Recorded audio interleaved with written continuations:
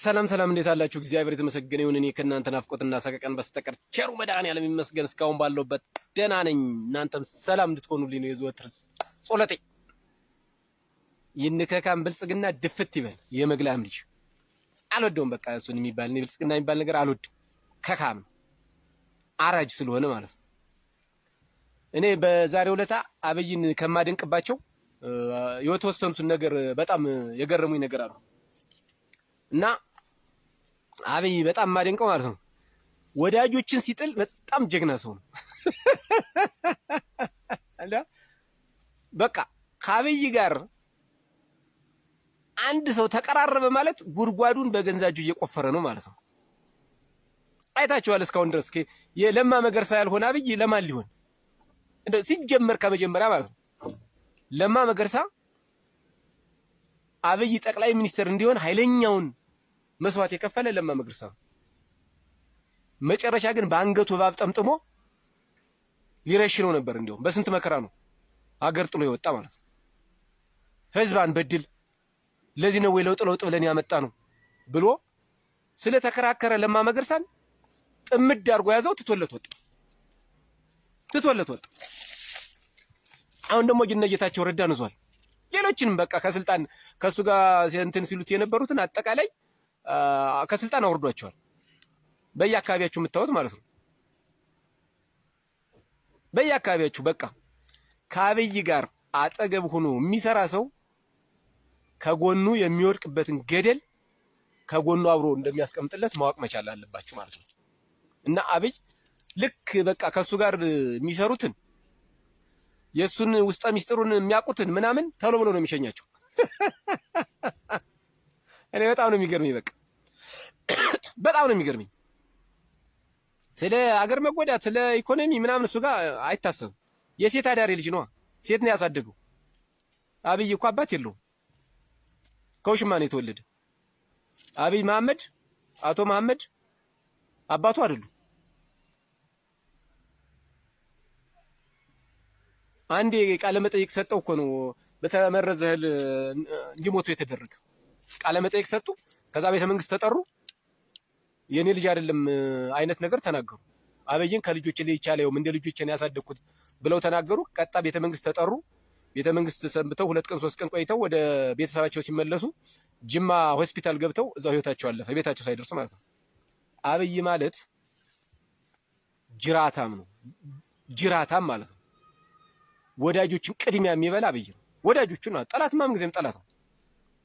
ጠላት ምን ጊዜም ጠላት ነው። ለማ መገርሳን እንዴት እንዳደረገው እናንተ ታውቃላችሁ። እነ ጀዋር መሐመድን ጀዋር መሐመድ ጋር በቃ በአንድ ቂጥ ብለን እንቀመጥ ነው ብለው ነበር። ግን መጨረሻ ላይ ምን እንዳደረጋቸው ታውቃላችሁ። የጀዋር መሐመድ እኮ አጃቢ ሁሉ ተመድቦለት ነበር ከሀገር መከላከያ ማለት ነው። በመከላከያ ደሞዝ የሚከፍላቸው የጀዋር አጃቢዎች ነበሩ። ጀዋር ተከበብኩ ብሎ ያወጀ ጊዜ ስንት ሰው እንዳለቀ አስቡት እንግዲህ። ስለዚህ አብይ ወዳጆቹን ሲበላ ቁጥር 1 ነው። እኔ በጣም የማደንቀው ማለት ነው። የሆነ ሰው ክፋት ሲያስበው ያቀርቧል። አቅርቦ በድምፅ አልባ መሳሪያ ይገለዋል። በቃ ያንኮላሸዋል። አብይ አሁን ይሄ ዳንኤል ክብረት የሚባል አለ። ይሄንን ጥሬ በል ነገ ከነገ ወዲያ ምን እንደሚሆን ጠብቁብኝ ዝም ብላችሁ። አሁን ከህዝብ ጋር እያጣለው ይሄዳል። መጨረሻ ላይ አንገቱን ቆርጦ ይሰደዋል። ዝም ብላችሁ ጠብቁብኝ። ከአብይ ጋር የተጠጋ ከአጋም ጋር የተጠጋ ቁልቋል የሚባል የሀገሬ ሰው የሚተርተው ማለት ነው። ሁልጊዜ ሲያለቅስ ይኖራል የሚባለው ማለት ነው። ስለዚህ አብይ እኔም ማደንቀው የሚፈልጋቸውን ሰዎች ያመጣና ለማኝ ያረጋቸዋል፣ ከስሩ ያረጋቸዋል፣ ከህዝብ ጋር እንዲጣሉ ያረጋቸዋል። ከህዝብ ጋር ልክ እንደ ጌታቸው ረዳ እንዳሁኑ ማለት ነው። ጌታቸው ረዳ በነገራችን ላይ አሁን ደብዳቤ አስገብቷል። ልቀቁኝ በቃ ልሄድ ነው ብሎ ማለት ነው።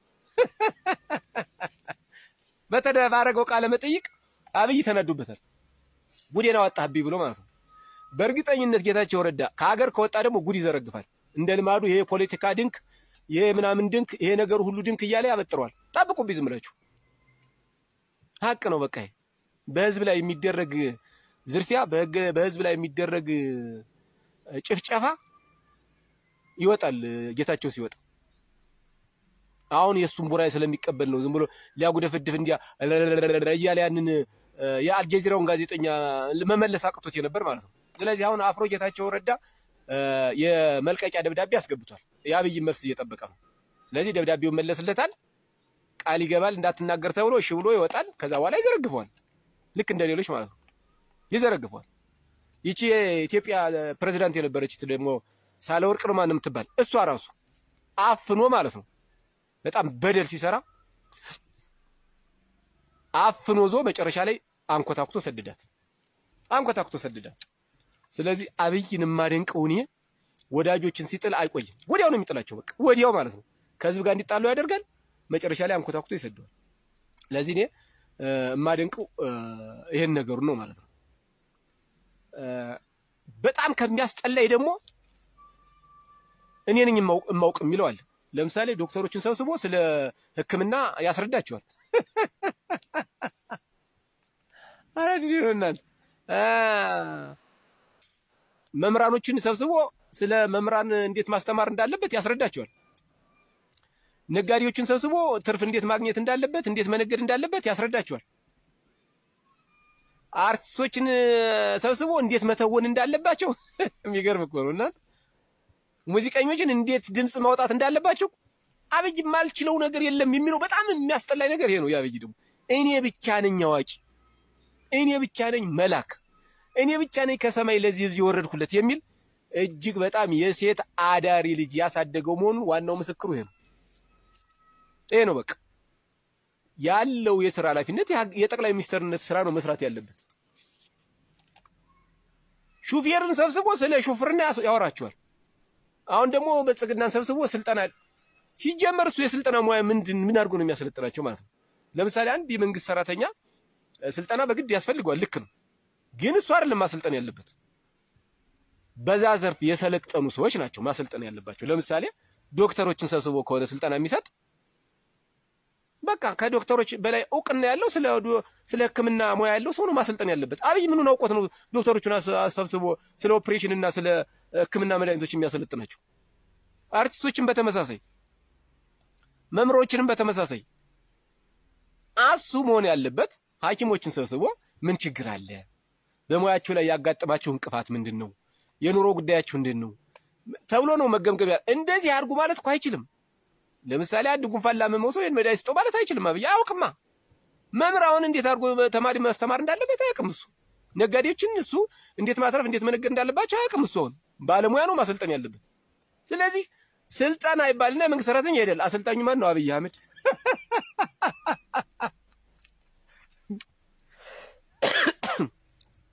አንድ ወታደር አሁን ስለ ንግድ ሄደ አሰልጥን ነጋዴዎችን ብትል አይችልም። ስለ ውትድርና ነው ማሰልጠን ያለበት፣ የሰለጠነበት ነው። አንድ ነጋዴ አምጥተና ስለ ውትድርና አሰልጥን ብትለው አያሰለጥንም። በነጋዴነቱ ነው ማሰልጠን ያለበት። እንደየሙያ ዘርፉ ነው መሰልጠንም ሆነ ማሰልጠንም ያለበት። አብይ እኔ ሁሉንም አውቃለሁ፣ እኔ ልፍጆ፣ በቃ እኔ ልፍጆ የሚል ይሄ ደግሞ የሴት አዳሪነት ነው። አባት ቆንጥጦ ያላሳደገው ልጅ እንዲህ ነው፣ ጋጥ ወጡ ነው የሚቀር። ጋጥ ወጥ ሁሉም የኔ ነው የሚል፣ ሁሉም አውቃለሁ የሚል፣ ሁሉንም እኔ ነኝ መፍጀት የሚል ሴት ያሳደገው የሚል ያገሬ ሰው በዚህ የተነሳ ሴት ያሳደገው የሚል ማለት ነው።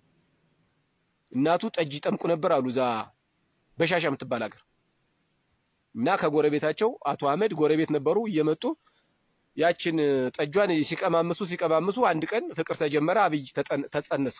የኢትዮጵያ አሚካላ ተጸነሰላት ማለት ነው። ስለዚህ አብይ ደደብ መሆኑን ማቀው ሁሉን ነገር እኔ አውቃለሁ የሚለው ነው። ይሄን ለማለት ፈልጌ ነው። አመሰግናለሁ። ሰላም ጤና ይስጥልን። የተከበራችሁ የሀቅ ኒውስ ቤተሰቦች ወደ መረጃዎቻችን እንሻገራለን። ከኛ ጋር ሁኑ። ከሰሞኑ በበረሀኛው ቀስተ ደመና ሻለቃ ክፉኛ የተመታው የደብረ ኤልያሱ የብልጽግናው ስብስብ ደርሰህ እውነቱ የተባለን አካለ ጉዳተኛ ዜጋ በግፍ ረሽኗል። ደርሰህ እውነቱ ቀደም ሲል በደረሰበት የሞተር አደጋ የአካለ ጉዳት ደርሶበት በሕክምና ያገገመ ቢሆንም ሙሉ በሙሉ ሊድን ባለመቻሉ በክራንች የተጓዘ በደብረ ኤልያስ ሆስፒታል በር ላይ ጁስና ውሃ በመሸጥ ራሱን የሚያስተዳድርና ምንም አይነት ፖለቲካዊ አመለካከት ያልነበረው ቢሆንም ደም ግብሩ የሆነው አረመኔ የአረመኔው ብልጽግና ሰራዊት ህይወቱን በትናንትናው ዕለት ነጥቆታል።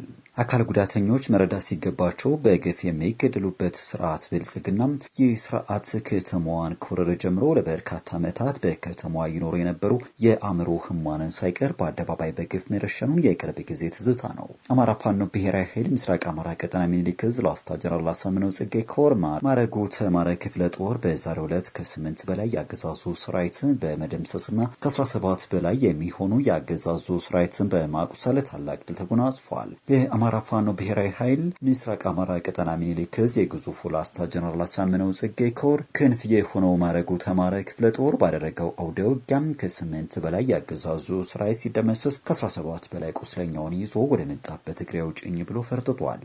የአገዛዙ ብልጽግና ሰራዊት 12ኛ ክፍለ ጦር 2ኛ ሬጅመንት የ65ኛ ክፍለ ጦር 2 ሬጅመንት ኃይልና የ65ኛ ክፍለ ጦር ሜካናይዝድ በጥምረት 1 ዙ 23 እና 4 ዲሽቃ በመያዝ መነሻውን ላስታ ወረዳ ብልባላ ከተማ በማድረግ ዳቢያና ሞራ ደብረ ድባቅ ተመቶ መመለሱም ይታወቃል። በዚህ ሽንፈቱ የተበሳጨው የአገዛዙ ሰራዊት ከህዳር 18 ጀምሮ ኃይሉን ጨምሮ በድሮን ተግዞ ውጊያ ያደረገ ቢሆንም ተወርዋሪዎቹ ማረጉ ተማረ ክፍለ ጦር ፋኖች 3 ቀን ሙሉ ምሽግ መከላከል በማድረግ በአራተኛው ቀን ህዳር 21 ቀን ከረፋዶ 3 ሰዓት ጀምሮ በጠረዛና መዛርድ ግንባር በቆረጣ በመግባት በተደረገ አውደ ውጊያም የጠላት ኃይል ወደ ነበረበት ምሽግ ተቀጥቅጦ ሙትና ቁስለኛውን ይዞ ተመልሷል።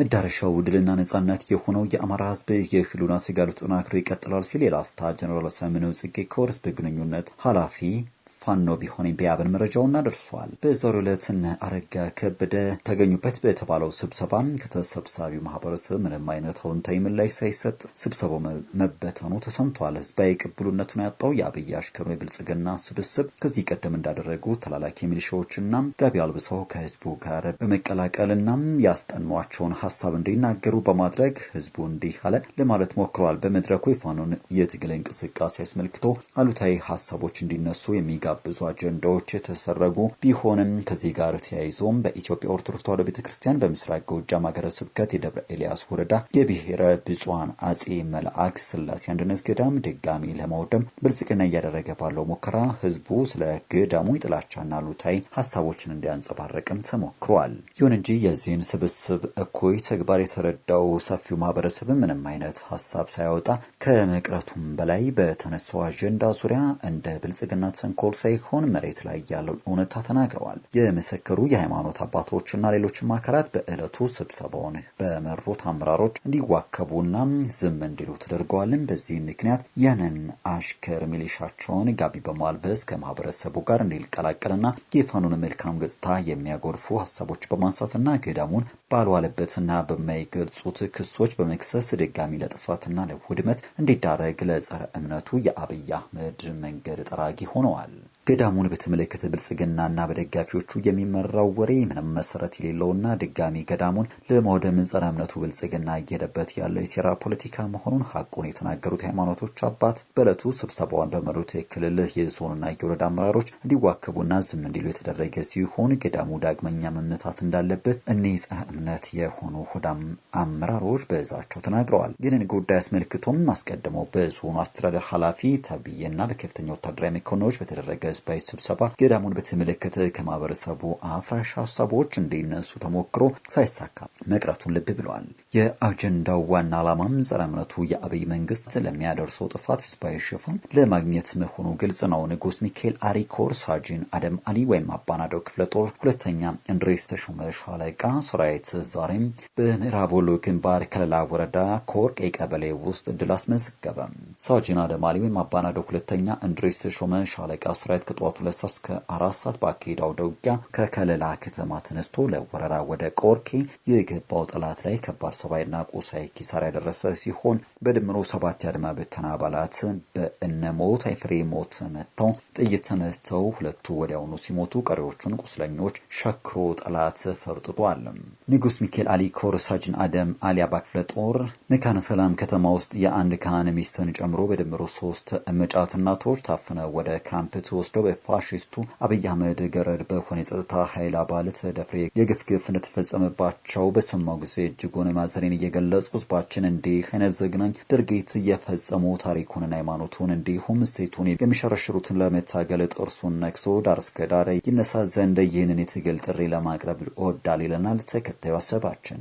አማራ በርስቱ በሚስቱና በእምነቱ ማለትም በድኑና በማተቡ አይደራደርም። የተፈጸመው ዘግናኝ ድርጊት ደግሞ በርስትና በማንነት ብቻ ሳይሆን በሚስትና በሃይማኖት የመጣ ጠላት ስለመኖሩ አስረጂ ነው። የካህን ወይም የቄስ ሚስትን አስገድዶ የሚደፍር ኃይል በአማራ ምድር እንኳን 3 ዓመት 3 ቀን ውሎ ማደር አልነበረበትም። ይህንን ያክል ጠላት በነፍሳችን ጭምር ሊጫወት የቻለው አንድ ሆነን ዳር እስከ ዳር ባለመነሳታችንና ጠላታችንን አምርረን ባለመጥራታችን ነው። የሰሞኑ የግፍ ብቻ ሳይሆን ባለፉት ዓመታት ህዝባችን የተሸከመው የመከራ ቀንበርም ክብደት ሁላችንም የምናውቀው ነው። ጥቅምት 30 ቀን 2018 በመካነ ሰላም ከተማ ዙሪያ በገጠር ወረዳ በመቅደላ ታዳጊ ከተማ አቅራቢያም ይሄው ኦሮሞማ ስርዓት ዘብ የሆነው ጸረ አማራ ቡድን 5 ንጹሃን ወጣቶችን መረሸኑ ይታወሳል። የልጆችን የመከራ ድንኳን ሳይነቀል ድጋሚ ቀያችን ላይ የተፈጸመው ያስገድዶ መድፈር ወንጀል የጸረ አማራውያን ቡድን አረመኔነት ገላጭ ነው። የተደፈሩት እናቶችን ለህፃናት ልጆቻቸው ፓምፕሌትስ እንዲወስዱ በጤና ባለሙያዎች ጥሪ ተደርገውላቸው ከገጠር ወደ ከተማ የሄዱ መሆናቸው ታውቆ ከእንዲህ መሰለ ጥሪ ሲደረግ ጥንቃቄ በተሞላበት መንገድ መጓዝ እንደሚያስፈልግ ለማሳሰብ እንወዳለሁ ብለዋል። የአማራ የህልውና ትግል ከተጀመረ ጊዜ አንስቶ በክልሉ ትምህርት ተቋርጦ መቆየቱ ይታወቃል። ይህንን አስመልክቶም የተማሪ ወላጆች አቤቱታ መበራከቱና የትውልዱ የእውቀት ድህነት አሳሳቢ በመሆኑ የአማራ ፋኖ ብሔራዊ ኃይል ያለፉ ተሞክሮችን በማጥናት ከዚህ በፊት ዓለም ላይ የነበሩ የትጥቅ ትግል እንቅስቃሴዎችንና በወቅቱ ትምህርት ሲሰጥበት የነበረውን ተሞክሮ በማየት የተሻለ በሚባል ደረጃ ውሳኔ አስቀምጦ በዓለም አቀፍ ተቋማትና ድርጅቶች እንዲሁም ሀገሪቱን እየመራው ነው ለሚሉ አሸባሪ መንግስት አሳውቋል። ለዚህ ጥሪ ምንም አይነት ምላሽ ያልሰጠውና የአማራን ምሁራዊ ዘር ማጥፋት ፈጻሚው ብልጽግና ከአማራ ፋኖ ጋር ምንም አይነት መግባባት ላይ ሳይደርስ ቅድመ ሁኔታዎችን ሳይቀበል የምስራቅ ጎጃም ዞን ትምህርት መምሪያ መምህራንና ፋኖ ባለበት ቀጠና ገብታችሁ ትምህርት የማስጀምሩ ከሆነ ከዳር ወር ጀምሮ ደሞዛችሁ ይቆርጣል በማለት ለወረዳዎች ጽሕፈት ቤትም ማስጠንቀቂያ አዘል ደብዳቤ ጽፏል። አማራን በሰብአዊ ቁሳዊና ኢኮኖሚያዊ ሞራላዊ ምሁራዊ ኪሳራ ውስጥ ማስገባት እየታተረ ያለው ብልጽግና በአማራ ፋኖ እየደረሰበት ያለውን ሽንፈት ሙሉ በሙሉ ከሸለቆ ውስጥ አይወጡም ተግባብታችሁ ስሩ መምጣቱንም በዚህ መምህራን ማስፈራሪያ ደብዳቤ አሳውቋል። ሽንፈቱንም አምኗል። አማራ ፋኖ ብሔራዊ ለምስራቅ አማራ ቀጠና ምኒልክ እዝ ላስታ ሳምነው ኮር እሸት ክፍለ ጦር ለተከታታይ ወራት ያሰለጠናቸውን ፋኖች በዛሬው ዕለት አስመርቋል። ተመራቂ ፋኖች ለወራቶች በአካል ብቃት በተኩስ በሰልፍና ወታደራዊ ሳይንሱ የሚጠይቀውን እውቀትና ጥበብ ቀስመው ተመርቀዋል። በዚህ የምረቃ ስነ ስርዓት ላይ የነብሮ ተወርዋሪ ኮማንዶዎች አዛዥ ሻለቃ ደምላይ ጣፋጭ ጨምሮ የላስታ ሳምነው ኮር ከፍተኛ አመራሮችና የእሸት ክፍለ ጦር አመራሮች ተገኝተው መልእክት አስተላልፈዋል። ተመራቂዎቹ የፋኖ አባላቶችም እኛ የህልውና ትግሉን በድል ለማጠናቀቅ ብቻ ሳይሆን ስለ ነገይቱ ኢትዮጵያ አስበን ጭምር ነው የሰለጠን ነው ብለዋል። ሰልጣኞቹ አክለውም እኛ ሰልጥነን ለዚህች ዕለት ስንበቃ እኔ ጎጃም፣ እኔ ጎንደሬ፣ እኔ ሸዋዬ፣ እኔ ወሎዬ እንድንል ሳይሆን አንድ ሆኖ የሚለውን የጀነራል አሳምነው ጽጌን ኑዛዜ ቃል አብረን በአማራነታችን ጸንተን እንቆማለን ሲሉም ተናግረዋል። ምስራቅ አማራ ኮር 2 ታጠቅ ክፍለ ጦር ወዳለችበት ቀጠና ዳር 18 ቀን 2018 ከመርሳ ከተማ ኒኒ በር በመነሳት ማጥቃት ያደረገ ጠላት ጋር ከባድ ትንቅንቅ ተጋድሎ በማድረግ ከባድ ሰብአዊና ቁሳዊ ኪሳራ አድርሷል። የጠላት ኃይል ከመርሳ ከተማ ኒኒ በር 2 አቅጣጫ ለማጥቃት እንቅስቃሴ ያደረገ ሲሆን ታጠቅ ክፍለ ጦር 2ኛ ሻለቃም ጠዶት ሚካኤል ላይ ደፈጣ ይዞ በመጠበቅ በርካታ ኃይል ላይ ያላሰበው ጥቃት በማድረስ ሞትና ቁስለኛውን ይዞ እንዲመለስና ወደ መጣበት ምሽጉ እንዲገባ አድርጓልም ሲል ነው የተሰማው። ምስራቅ አማራ ኮር 1 ባለሽርጡ ክፍለ ጦር ወዳለችበት ቀጠና ዳር 19 ቀን 2018 ከመርሳ ከተማና ኒኒ በር በመነሳት ጥቃት ያደረገ ጠላት ጋር ከባድ ትንቅንቅና ተጋድሎ በማድረግ ከባድ ሰብአዊ ኪሳራም አድርሰዋል። በምዕራብ ሐረርጌ ዞን ጭሮ ወረዳ ላሎ ጉዶ ቀበሌም ኢፈባስ በምትባል የገጠር መንደር ውስጥ በዳር 15 ቀን 2018 ከምሽቱ 3 ሰዓት እልፌ ተስፋ ወለ የሚባሉ እናት በጥይት ተገደሉ። በዚሁ ቀበሌና በአጎራባሽ ቀበሌዎች የአብዶ ሸምበቆ፣ ረብሱ፣ ሼህ አደም፣ ሉጎ በርካታ ሃይማኖትና ማንነት ማዕከል ያደረጉ ጭፍጨፋዎች የሚካሄድባቸው ቦታዎች ናቸው። ብንናገርም ሰሚ የለንም፣ ህዝቡና ሚዲያው እኛን ረስቶናል ይላሉ የአካባቢው ነዋሪዎች በምሬትና በፍርሃት ተውጠው በወረዳው በቅርቡ የአንድ ቤተሰብ አባላትን የሆኑ ተፈሪ መንገሻ ከነባለቤቱ ቀለሟ በለጠ ጋር ባለው መንገሻ አሰምነው በላይነህ የተባሉ የኦርቶዶክስ እምነት ተከታዮች በአሰቃቂ ሁኔታ በስለትና በጥይት ደብድበው ተገድለዋል። በርካቶችም ቆስለዋል። ግድያውን የሚፈጽመው በአካባቢው ሰዎች አጠራር ኦነግ ሸኔ ራሱን የኦሮሞ ነጻነት ሰራዊት እያለ የሚጠራው ኃይል ነው። ይህንን መረጃ እያጣራን ባለንበት አፍታም በአርሲ ዞን በሆሎንቆ ዋቢ ወረዳ በቅስቀሳ ቀበሌ በአጨዳ ላይ የነበሩ ከ19 በላይ ገበሬዎች ዳር 18 ቀን 2018 ታፍነው መወሰዳቸውን ከቦታው ለማረጋገጥ ተችሏል። በዚሁ አካባቢ በቅርቡ ወንድማማቾችን ጨምሮ 3 ንጹሃን እንደተገደሉ የተነገረው እናት ፓርቲ በምዕራብ ሐረርጌ ባሉ በርካታ ቀበሌዎች በጥንቃቄ ተደብቆ የሚካሄደውን ጭፍጨፋና እገታ እንዲሁም በአርሲ እየተካሄደ ያለውን ዘር ፍጅት በጽኑ እናወግዛለን፣ የታገቱትንም ያለምንም ቅድመ ሁኔታ እንዲፈቱ እንጠይቃለን ብለዋል። የተከበራችሁ የሀቅ ኒውስ ቤተሰቦች ለሰዓቱ ያዘጋጀነው ጥንቅራችን የተከታተላችሁትን ይመስል ነበረ። የዛሬውን በዚሁ አበቃን። ቻናላችንን ላይክ፣ ሼር እንዲሁም ሰብስክራይብ ያደረጋችሁ ቻናላችን ላይ ያሉ አዳዲስ ፖለቲካዊ ጉዳዮች እንድትከታተሉ ጀባ እንላችኋለን። ሰላም።